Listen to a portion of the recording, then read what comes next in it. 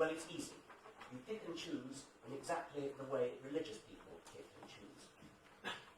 In this week's Independent on Sunday, Monsignor Kieran Connery, head of the Roman Catholic Media Office, in a pamphlet called The Common Good, said, Catholic social teaching is rooted deeply in the Old Testament, when God said, I don't want sacrifices, I want justice for the poor.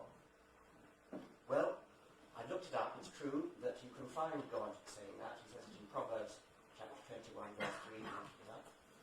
But of course, there are numerous other places where you can document God's insatiable appetite for sacrifice, preferably bloody sacrifice, as poor Cain discovered when his offering of vegetables was scorned by comparison with Abel's. Or as poor Isaac very nearly discovered from his celebrated narrow escape. Pretty decent of God, you might say, to intervene at the last minute and explain to Abraham that it was only a tease. But if I'd been Isaac, I don't think I would ever have recovered. Pretty severe child abuse. And God didn't always intervene on such occasions. In Judges chapter 11, Jephthah made a vow to God that if God could guarantee Jephthah's victory over the children of Ammon, Jephthah would without fail sacrifice as a burnt offering whatsoever cometh forth of the doors of my house to meet me when I return. As luck would have it, this turned out to be Jephthah's own daughter, his only child. Understandably enough, he rent his clothes. There was nothing he could do about it, and his daughter very decently agreed that she should be sacrificed. She asked only that she should be allowed to go into the mountains for 2 months to bewail her virginity. At the end of this period of 2 months, Jephthah slaughtered his own daughter and turned her into a burnt offering. God apparently was not moved to intervene on this occasion. Now, of course, this sort of thing is ridiculous, naive, unfair. It's the one thing a historian must never do, to judge one era by the standards of a later era. But of course that's right. Equally, you could find another whole set of texts to demonstrate how good God is. But you cannot have it both ways. If you are entitled to pick and choose the nice bits of the Bible and sweep the nasty bits under the carpet, fine, that's marvellous. But don't come back at non-religious people and say that without religion there's no deciding what is moral. You pick and choose among your biblical texts. What criteria are you using? You're using human judgment, mostly modern, liberal ideas of morality that have been built up much more recently over centuries of moral and political thought, both religious and secular. Nowadays, we agree that slavery is wrong. Stoning women for adultery is wrong. Cutting off a woman's hand because she intervenes on her husband's side by grabbing his opponent's testicles in a fight is wrong. Punishing individuals for the crimes of their fathers is wrong. You may remember that when David fancied Bathsheba and committed adultery with her, he had Uriah her husband put into the thick of the battle to get him out of the way, get him killed. God was understandably angry, but he didn't punish David. Instead, he killed David's child.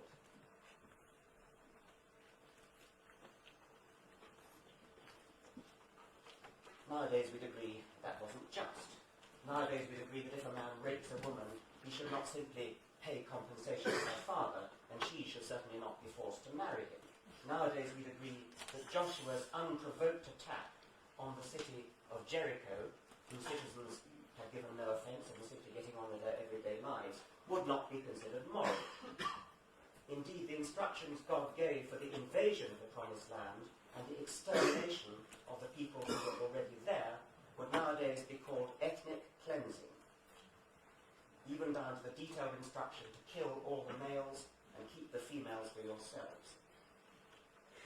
But the criteria by which we today decide that these things are not moral, today we decide that these are the bits of the Bible we're not going to read out in our churches, in our Sunday schools, the criteria by which we have moved on are not biblical.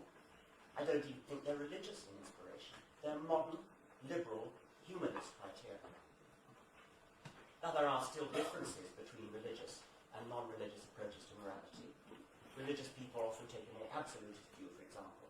In the case of abortion, for some religious people, it's a very special issue because the fetus is human.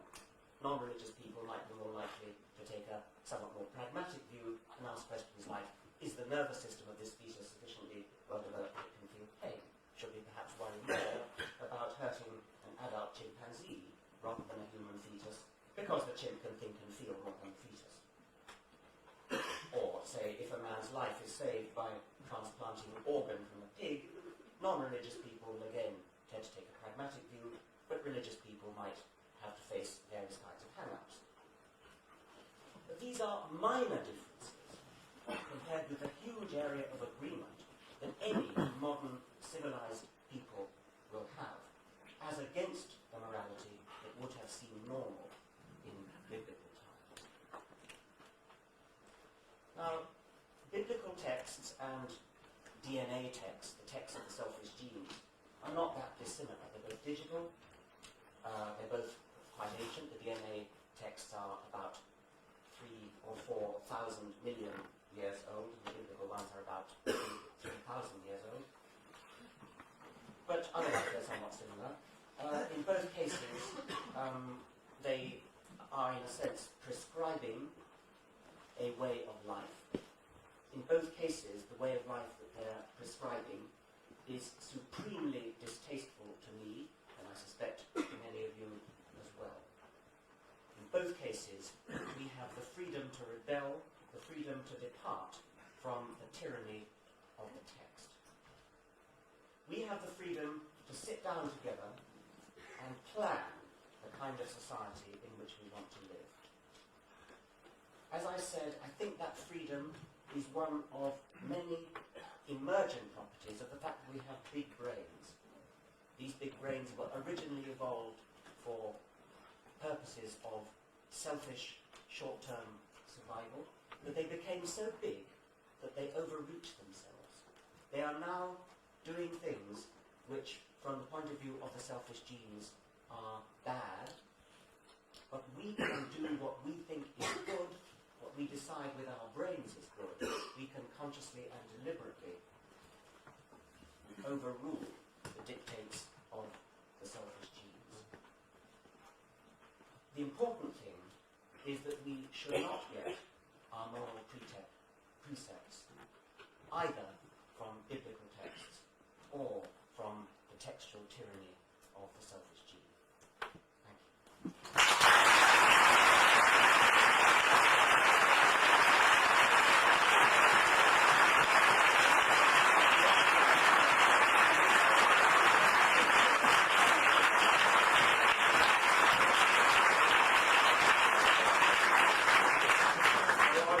Professor Dawkins for this speech. I call upon Professor Keith Ward to resume his conclusion slide.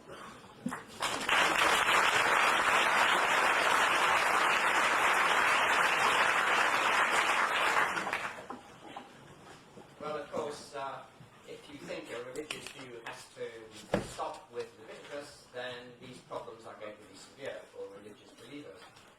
But what a religious person would probably say is what you have to do is compare these texts with others which were written at the same time and with moral views which were current in societies at that time, and they won't turn out to be quite so unusual and shocking. So things have moved on, and of course that is an important point. Religion has to be thought about, reflected on, and changed. It can't remain always the same, and it hasn't at all remained always the same. So it doesn't seem to me a good place to start in discussing morality and religion to take an obsolete and outdated view of very primitive religious beliefs. What you want to do is to say what's happened